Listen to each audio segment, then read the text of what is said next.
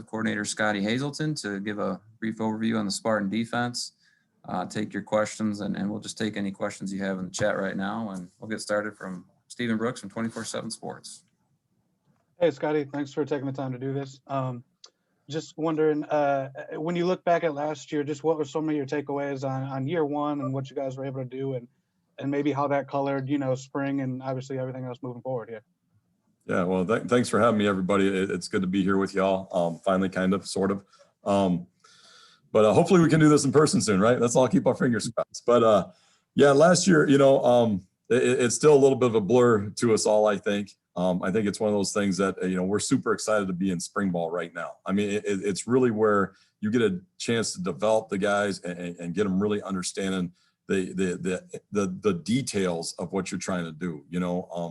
We got to install quite a bit of the defense last season. We had to cut it down some because of just because of the situation it was, and it is what it is, right? And so now we're trying to say, okay, we can go back and double back, and really we attacked it in kind of a cool way as we went through. We started off saying, okay, hey, we got a little bit of time, during the weight room time that we could meet with the guys, so we took that and we really took it on an NFL model of, hey, here's phase one. Let's reinstall. Let's revisit. Hey, here's some of the things that each player, and we broke it down by player. Hey, here's some of the things you did really good, and here's some of the things you need to work on. So they had an idea when they had that time and when they could do that extra stuff during the weight room that they could work on a skill that they had. And then we started phase two, which was really, hey, now we got to be on the field with the guys a little bit, and the weight staff gave us some time from their hours, and then we could start to go through and say, okay, hey, we can start installing defenses again. So really, when we started spring ball, it was the opportunity. So the third chance we had this spring to reinstall again. So now you're talking, really we had a Zoom install, and then we had season, and it was real, and then we had a chance to do it, more this spring, already 3 times than we did even before we got there. So that's the cool part, and really the great thing we're looking at is the guys are starting to learn the other parts, not just what do I do. Some of it's like, hey, the first thing you do is memorize, what am I trying to do here? But hey, how do you want me to do it? What's the techniques you want me to use? Where are my eyes? Where do you want my hands? How do I make this break? How do I play this block? How do I do those things? And the why. Why am I doing it? Why is this part important to the defense? Because that's the small things that sometimes we were lacking last year is the technique and fundamentals, and then how it affected everybody else around me. So it's cool to be going through that stuff. And then when you did, sort of your review and everything, was there anything you noticed that, like you mentioned, with last year sort of being a breakneck pace, when you got to slow down and really dig deep into it, anything that stuck out that maybe you didn't notice, I guess, in the heat of it last year? Sure. I mean, I think that when you sit down and you get a chance to really study cut-ups and people, there's, things repetitively that you might have noted and said, hey, and as you're coaching a guy, but in the heat of the battle, you might say, okay, hey, we need to work on this a little bit, but you don't really have the time to fix, individual problems. And that's during the season, you kind of put a Band-Aid on it the best you can, because it is in a fire. But, when you have some time and you say, hey, listen, whatever, you pick an individual, hey, here's one skill that we really need to get good at. And then you can tell them to work on that, teach them how to work on it, and then you can work with them on it. That one skill is going to improve what the overall look of the defense is at any time, and there was, sure, every individual person had some of those things, what I mean? The defense as a whole, you start to look at and you say, hey, how can we use guys in a different sort of way, or how else can we do those stuff as we learn the personnel? So, we're hoping to continue to keep that going the rest of the spring. We got 5 left, so hopefully we'll keep building on that. Great, thank you. Sure. Our next question is from Matt Wenzel with M Live. Hey, Scottie, I was wondering, with all the years you've been doing this, have you ever gone into spring ball with 2 linebackers who have played defensive snaps for you, given Antoine going to the NFL and the guys you lost to the portal? Yeah, every spring there, I think there's always a unique situation. I can't say there's been a time where there's been 2 guys. I can't remember a time, but we've been in situations like that. Sometimes you'll have, a shortage. It seems like in spring you generally have a shortage somewhere. It's hard to be on a team that you have. Okay, yeah, we have, 8 quality. Sometimes you'll be like we got 3 defensive ends. Period. Let's try to move some bodies, and you make stuff up and you steal some linebackers or whatever. But we've been in those situations before, and you just manage it the best you can. You give those guys reps, and the good news is the good news is when those things happen is the young guys get a ton of reps and they get a chance to learn and grow, and you build some depth doing those things. So sometimes it's a positive for you because, you know, as we're moving in new guys that we get, you know, in that position group, you know, those guys are going to need reps too. And some of these reps are going to have to stick, and some of the young guys in that room are getting more reps now, you know, than they might in the fall. And hopefully you're building some depth going through that. Kind of a similar outlook at cornerback with Shakur off to the NFL, and you get Kalen back and Angelo playing in the nickel spot. I'm wondering what the outlook is for that position, given, you know, you can't talk about the guys coming Sure. later, but just kind of the overall outlook and where that nickelback spot fits with the guys you got coming back. You know, the nickel, you know, Michael Dowell's been playing there some too, and he's a guy that's got a lot of experience. And when you boil it down, you look at some of the better players on the field. You know, him and X really played the same spot quite a bit last year, and then he played that spot, you know, when guys got nicked up or we got to a bigger personnel. So he had some experience there. You know what I mean? So we do have some guys that can be able to slide around, and as we do get some of the new corners, you know, on the field, we're hoping to, you know, that's some of the, as you look at it going back, you know, some of the deal where you're looking at saying, okay, how can we keep it easy for certain position groups? You know, I mean, we add stuff in, but leave that spot so that, hey, when guys get here this summer, you know, when the new guys come in, that they can grow and build and try to keep this consistent and try to keep those guys up to speed and make it easy for them, you know, and Michael Dowell's done a really good job there too. So, you know, we're excited about, you know, moving forward and getting some more depth and adding some more people and doing some more things there. Thanks, Scotty. Our next question is from Matt Charbonneau, the Detroit News. Matt Wenzel stealing my cornerback questions. Thanks a lot, Matt. But the other thing I was going to, it's like you have these holes at corner and at linebacker right now that you're working on. But then you look at the defensive line and you've got guys like Panasiuk back and Beasley back, you know, some guys that have played a lot of snaps at tackle. And then you add guys like Drew Jordan, the grad transfer. It's like it feels like now up in that unit up there, you've got the opposite, where now you have some competition and guys kind of pushing for those spots. Are you seeing that already in the spring, that's maybe lifting that level of play a little bit up there?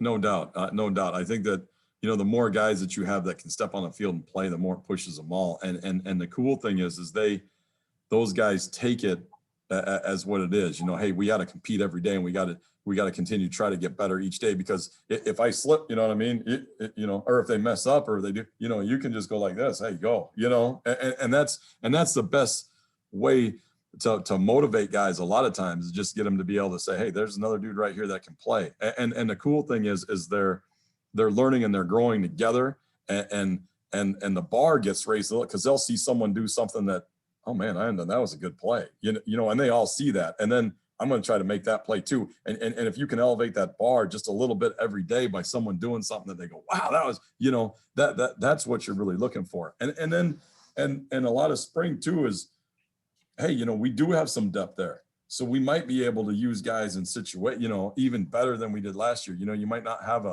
it gets to 2 minutes and here's a guy that's taken 28 reps already in the first half, and now he's got to go take a 2-minute drive and be able to rush like crazy. You know, you might be able to slide guys in and out and use that depth, or limit the amount of reps that they play at the same time, so that we can play faster up front more often and for a longer period of time, because you can get in and out if as long as the offense lets you get in and out, I suppose. Right. Yeah. And the other thing too, is like we talked about the turnover on the, you know, and the holes you have to fill there too, but you do have a unique spot there on the defense, I think, where you've got guys like Xavier Henderson and Beasley and Panasiuk, and guys that have played a lot, even Noah Harvey a decent amount, guys with some of that leadership. It's kind of an interesting balance where how much does that experience of those guys help, even when you have these other new faces kind of coming in at the same time?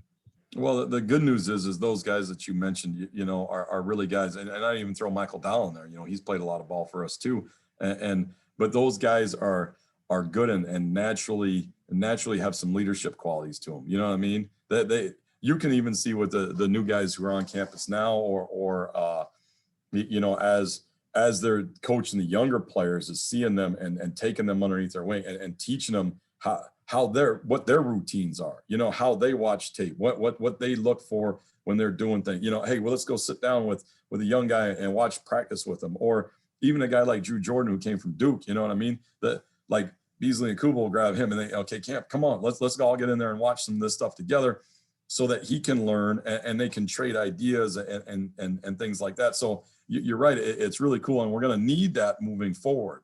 You know, we're going to need that this summertime too, because there's certain times we can't be around the guys, and there's going to be times when, you know, strengths that have, and we're going to need some of that stuff where they're going to have to self-coach each other. And we do. The quality is, and the good thing is we have some leadership in each room with the guys that you mentioned, you know, and they can help the guys coming on campus out. Thanks, Scotty. Appreciate it.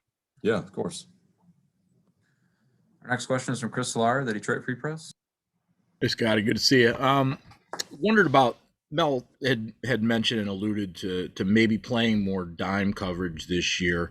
What are the challenges that you face right now with the limited bodies in the secondary, and plus with the linebacker core? I mean, is there a challenge to even try and work on that kind of stuff, or do you have to kind of just mold what you're installing right now based on the personnel you have right now?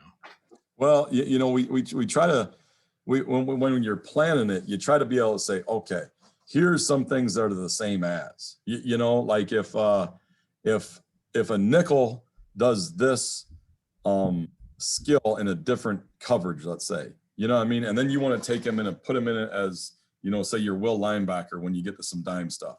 You know, as long as you can say, hey, listen, he already learned this skill in this coverage at nickel, or if I was a strong safety and I learned this blitz and this, as long as it's the same as, and as long as you can stack some of the same as, it's not as hard to take pieces and place them in there. You know, if you got a guy like Michael Dow, who's played some strong safety, played some nickel, you know, dual, and then you say, hey, listen, you're going to go over here and play. You're just going to limit. You just have to, as a coordinator and as you're building the defense, say, okay, he knows how to do this skill. He knows how to play this. He knows how to play this. Okay, so we got 4 things that we can do. Okay, now without messing him up mentally, we got to figure out, you know, this is a huge part of what he needs to do. So he can already run these, you know, say 4 coverages. You know, you can do that. You can do that tomorrow or the next, whatever the case. And that's really what we try to look at doing, which is some of the reason why we're saying, okay, hey, there's certain positions right now as we go through that, say, wait, listen, they're going to learn these skills and that's what they're going to do. You know, because we know that new guys are going to take those jobs. You know what I mean? We're looking for guys to come in and be able to play there as fast as we can and work like crazy to get on the field at those spots, you know?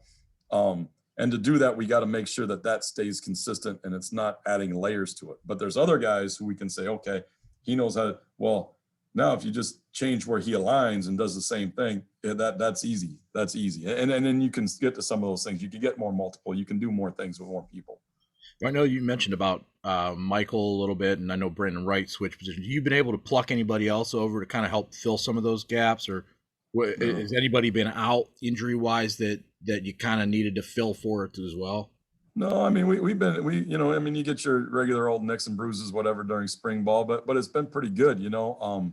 We made it through, you know, the young guys, like we said, in the back end, in the back 7, really, the young guys are getting a ton of reps, which is great, you know, which is building depth and those kind of things. And they've been running and working and staying around. So it's been good, but no, we haven't stole anybody else from offense. You know, we've been working through and saying, listen, we got some young guys we signed, and hopefully we get some other guys on campus here too. And those guys, we have to be able to plug in and keep it easy enough for them to play.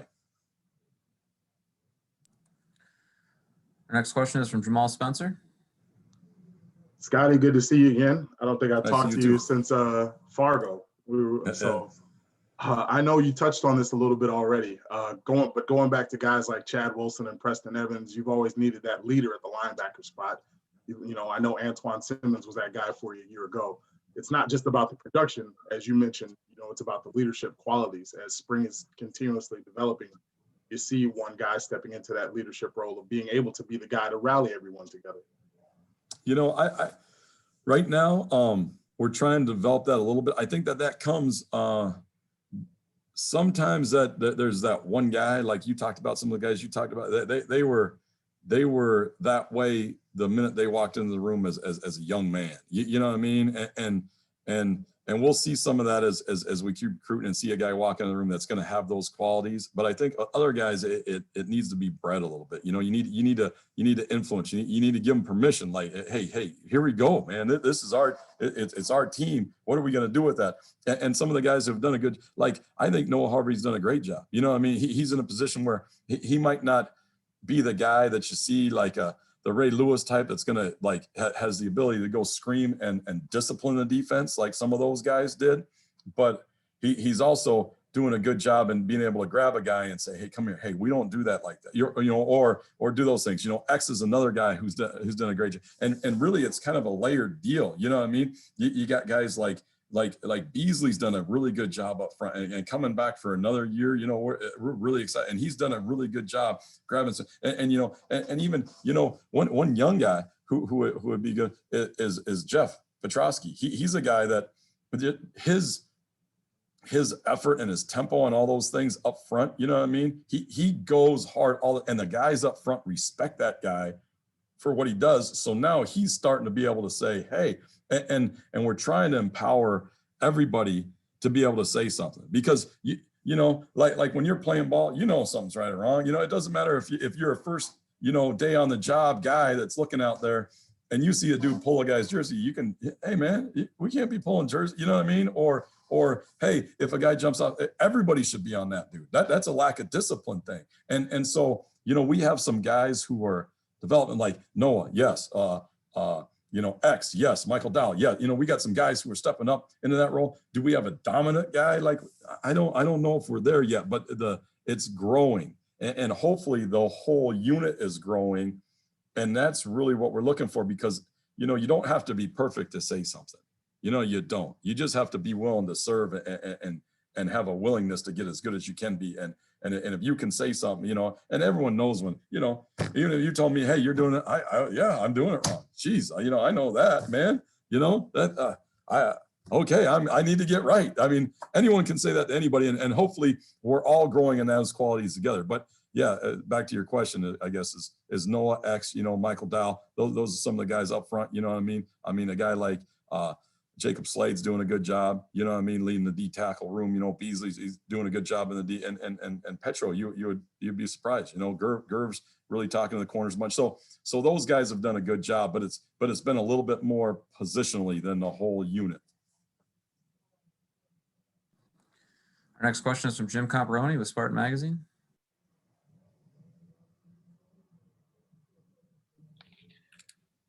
Hey, Scottie, thanks for doing this. We really appreciate it. Hey, you know, like you said, every spring there's a shortage somewhere just because of the numbers. You usually don't have freshmen coming in and the seniors have left and everything.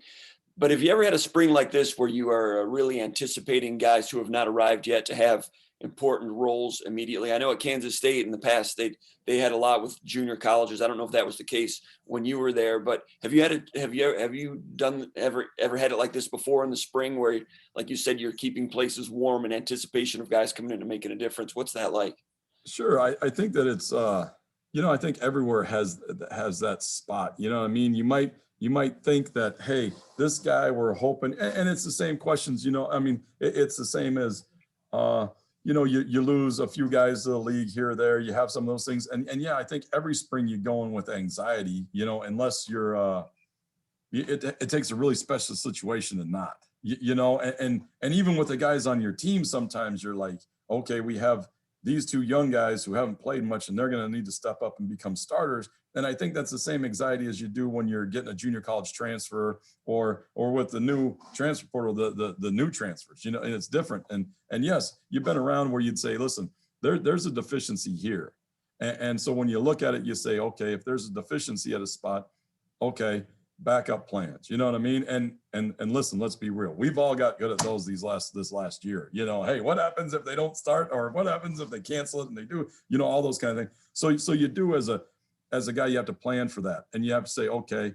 But I think that it's normal to go in with one or two big question marks. You know, maybe we have more than that, or we're expecting more guys to come in. But if we can look around and say, listen, we got, you know, we can step on the field tomorrow and say, okay, we can put a starting 11 out there, and okay, we're in good shape. Now, can we put out the next 11. Well, we're still going to need to do some work on that. Hopefully we get some guys in that are going to fill that and add to the competition and raise everybody's bar, or even maybe take some of those jobs. You know, I mean, that's okay. And I think that's more what you always want. I think in this day and age, you know, high school players are becoming better in junior college, and with the transfer market, I think that the new norm is going to be that way with the transfer market, where you got to say a chance that you might even say, hey, we got a starter coming back at a spot, but we got this guy off the transfer, or we got a junior college guy, or we got a really good high school kid, and we're really recruiting to replace all the guys on our team every year. That's really the goal. And hopefully you can make that the new norm, where guys are, you know, even though there's not a body in the room with him during spring, well, he can already feel that pressure, because when that steps on campus, now it's a new thing. And hopefully we're getting to the point where, because that's what you're always trying to do. You're trying to out recruit the guys you have, you know, and that's what you want it to be like all the time. All right, I know you don't have a full slate on defense right now, but what were your impressions of this scrimmage yesterday, and what areas did you see improvements compared to the first scrimmage? You know, we got the ball more. You know, that was the good thing. You know, we got the ball a few times, and that's always good to see. You know, I know that it's probably opposite. You know, it's a zero-sum game. You know, so you know the offense is probably meant about that. You know, we did a better job with our communication, just being able to talk and talk through things. You know, our alignment was a little bit better. We with our urgency, I'm saying, you know, getting guys fast, getting alignment so we could talk and communicate. You know, and I felt like, you know, our pass rush when we got into those situations was pretty good. And that's some of the thing going back to, hey, yes, we did bring in some guys that add extra rushers, and we can move some guys around and get into some different speed groups and put different people on the field. So that was cool.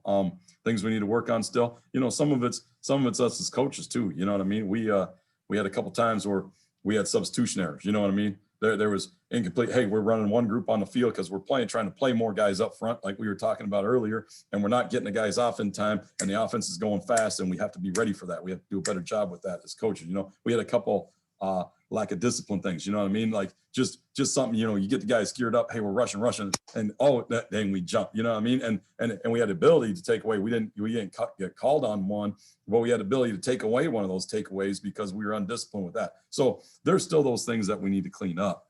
You know what I mean? And you know, I think we're getting better. It's just fun to see when the guys go out there, and it's fun to show them, hey, when we're using these fundamentals, when we're triggering, when we understand the leverage, when we understand how to pinch a ball carrier in open space, or we understand how to stay on a block and keep our hat in the crack and contact balance and those things, you know, you can show them, hey, here's a great example, and it's happening more often. And here's another poor example, and it's happening less often. And those are the things that you see that excite you about the scrimmage. One more thing is, are there any players you can name that may have been outside of the playing group that so far in spring practice that you could mention that have you know, broken through that door a little bit, that are functional now? Any players you could mention? Sure. I mean, like, I think I already mentioned Jeff Petrosky. You know, I mean, he's a guy that's really developed. You know, I know that he played very little last year, you know, played on some special teams and did some stuff like that. And he's really coming along as a defensive end. Maverick Hansen is a guy who, you know, I mean, I don't know how many reps he got last year, but he sprinkled in some, and he's a really strong dude that can do some things. Cal Halliday made some really good plays yesterday, and that was great to see a young dude being able to play linebacker and run through and make some plays that you go, wow, you know, here's a young guy that's growing up. You know, KB Brooks is doing a good job. He was out there playing some nickel, you know, and let me think who else. I mean, you know, the Grosses and the Gerbs and the X's and all them dudes. You know, another guy that's been doing a good job this spring for us and had a good break, you know, got on course and did a good job in the middle field was Darius Snow. You know what I mean? He did some decent things yesterday too. So that's kind of exciting to see, because of the reps and the opportunities these guys have. Those kind of guys are growing for us, you know, and doing a good job. Thanks a lot. Sure. Next question, we'll go to Paul from Spartan Mag. Hey, Scotty, thanks for doing this. I wanted to ask you about four-man pressure and if you guys are getting that on a more consistent basis this spring. Mel talked about wanting to get more of that, and I just kind of wanted to ask you about just defensive ends overall. It seems like you've got a lot of guys that can stop the run, maybe not some like real 10-sack type edge threats. Can you just talk about the development of that D-line and what you're seeing? Sure. That's a good question. Well, right now, to start off with the first one, it's always a tough deal to tell, is because, you're going against the same guys every day and they're starting to learn each other a little bit. You know what I mean? But I do feel like our rush has gotten some better. And some of the things are like we were talking about substitution errors. You're allowed to keep guys more fresh because you do have that depth now. You're allowed to keep guys, and move guys around, move a guy inside if he can rush there. Or, hey, let's try this guy inside because it's spring ball, and do all that kind of stuff. And I feel like our rush after yesterday, it feels like it's gotten better. You know what I mean? Is there told that on, you can't tell yet, but we're learning to rush together as a group.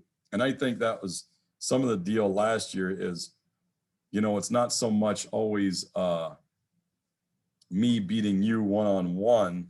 It's me beating you one-on-one, and I took this path to it so we understand the net of the quarterback and how to, our different rush lanes. And I think that that's been developing, getting a little bit better over time. There's time, and when we get into those situations, the second part of that is the situational ball of it.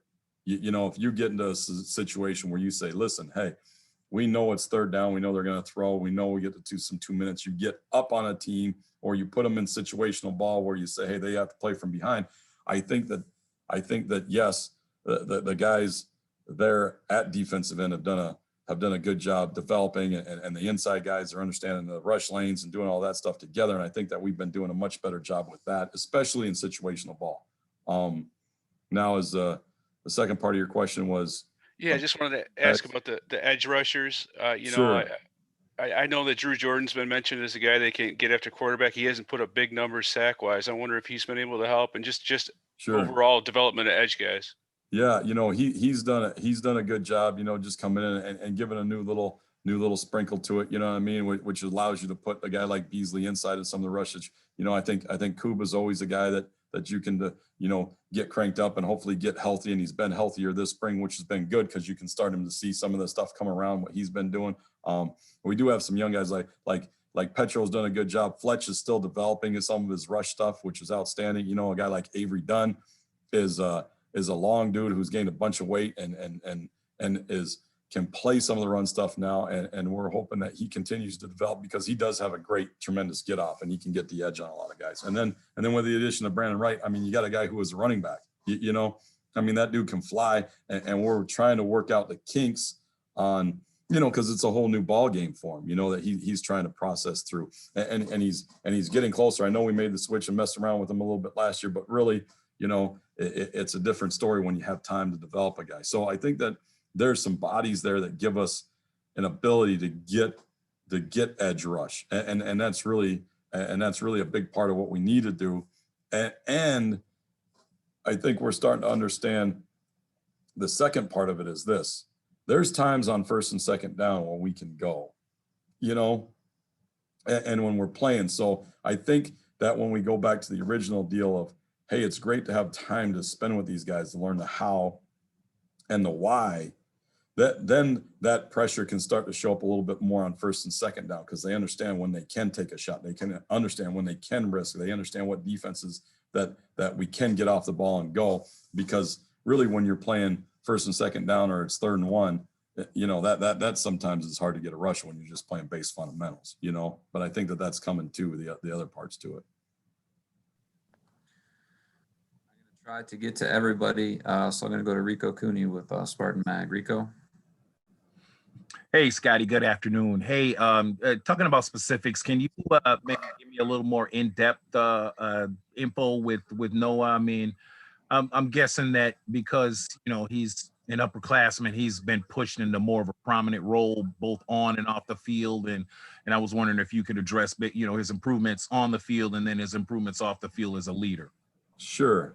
Thanks. He's one of those guys that I think that, he understands I think there's some guys who come in and take this a little bit like the military. You know what I mean? You come in as a young dude and you kind of kind of say, okay, I'm going to learn, and I'm going to let the upperclassmen tell me what to do. You know what I mean? And then next year they say, okay, I'm a little bit older and I'm a little bit, hey, I got a stripe now. Okay, I'm a little bit, you know what I mean? And then now I got a little, and I think that some guys take that approach, which is unneeded. You can have great leaders no matter how old you are. You know what I mean? But I think that was when he started off kind of seeing that, and as he grows, he's like one of those guys that says, okay, here. But I think that really he's came about, okay, now I've started, I've played, I feel like I'm allowed to speak now. I think that that's some of what gave him, like, in his own mind, you know what I mean? In his own mind, it's allowed him to do some of those things. And it's cool when you see him, because he doesn't, like I said, he's not a big ass chewer. He's not a big guy that's gonna get after people, but he's gonna be able to grab dudes, and he kind of does it in a unique way. You know what I mean? He'll grab a guy and kind of talk to him and go over here,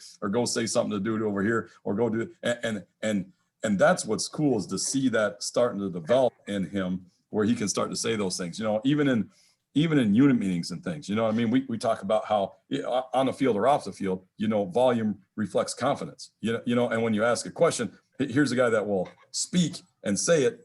And we talk about, even if you're wrong, be loud about it. You know what I mean? Because then someone can make you right?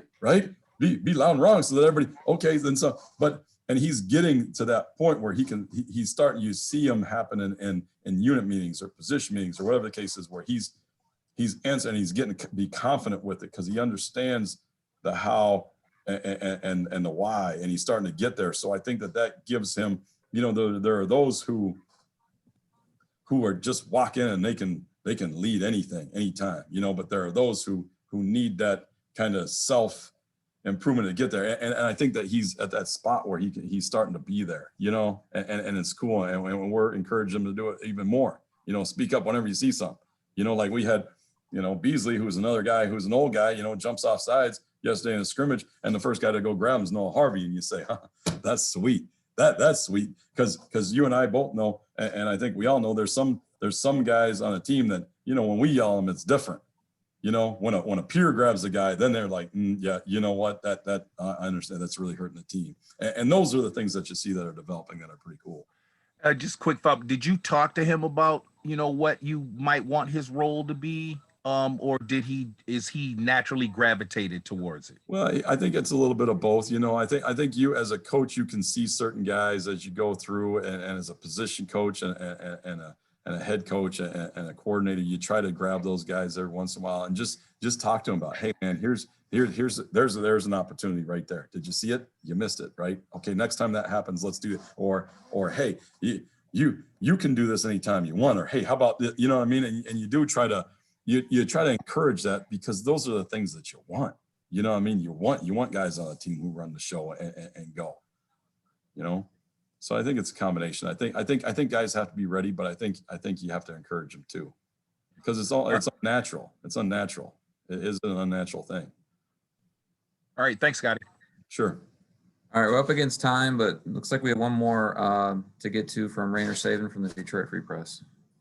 Hey, Scottie, what's the dynamic like working for Mel, especially a person who has been in your position before as a defensive coordinator? You know, it's great, really. He's a guy that adds input, and like, he's a guy that, you know, first of all, you know, he's an exceptional man, and that's some of the reason why I came here in the first place. You know what I mean? He's great to be around.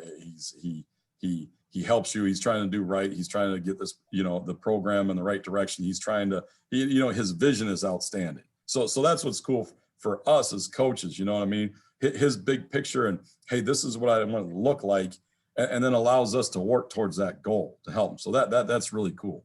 The second part is the cool thing about having a defensive head coach is there's sometimes when you're like, man, this is an issue, or or hey, you got a guy that bounce ideas off. You know what I mean? You can go to Coach Tuck and say, hey, have you ever done this? And he'll say, no, but we did it like this. And it might trick a brainstorm idea, something, you know, you did 10 years ago that you'd say, oh yeah, we did it. Okay, yeah. And it fires those things and helps you out. Whether it's game planning or just going through some base fundamentals or whatever the case is. You know, the other thing that's cool is this. Like we were talking about earlier, there's times when you get in the heat of battle and you're watching play after play after play after play, and you're seeing this and you're writing notes and you're trying to keep everything, but you miss sometimes the obvious that's right there. You know, and he might walk in and say, hey, did you guys notice this? This guy right here is doing boom. And you'll say, yeah, you know, and those are the cool things that you have. Just someone to be able to see through your same eyes, or notice something that's a little bit different, or notice something that you haven't noticed that you can easily fix and correct. And now you're better. You know, so that's been really cool dealing with that. How much would you say he's involved in your kind of just, you know, I guess in practice, I mean, overseeing that side, or is he, because of his, focus on defense, is he more interested in what the offense is doing? I mean, how does he advise practice in that sense? No, I think he goes through. I mean, his vision of practice is one that, hey, it's about the process. You know what I mean? It's about doing the little things. It's about doing that. So that's really what he's on. And it doesn't matter what side of the ball you're on or special teams. You know, he's involved in every facet of it, where he's coaching guys and running around and trying to do those kind of things. And I wouldn't say he leans towards one side of the ball or the other. You know, he's just there saying, listen, he sees things that are good and he sees things that are bad. And those things together are the things that he tries to address as much as he can.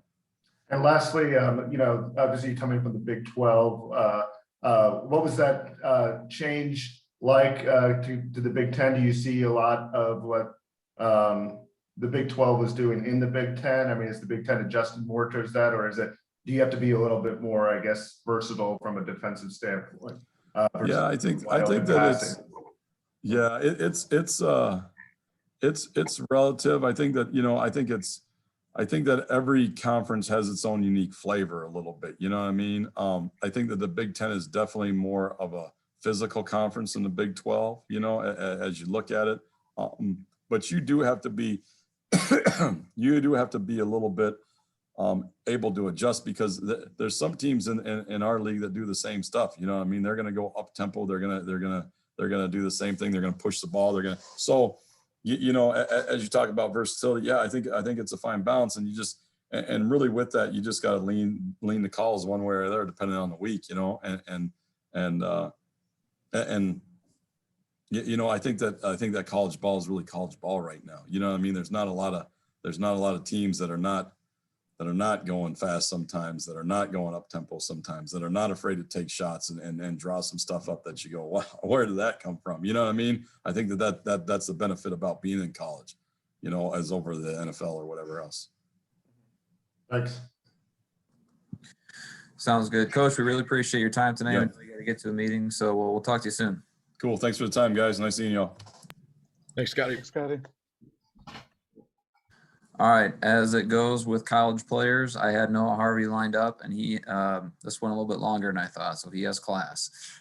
So I'm going to try to get him after practice tomorrow, see if I can get somebody else lined up. So I apologize for that, but Noah's in class right now and is in class till 3 o'clock. So I don't want to wait till that long for everybody. So I'm glad you had an opportunity to talk with Scotty there for a little bit. And I'll send an email out tomorrow if I can get a couple guys after practice, but I'll try to have Noah lined up. So thanks for your time today, and I'll talk to you soon. Thank you. Thanks, man. Thanks, Ben. Sounds great. Thanks, Ben.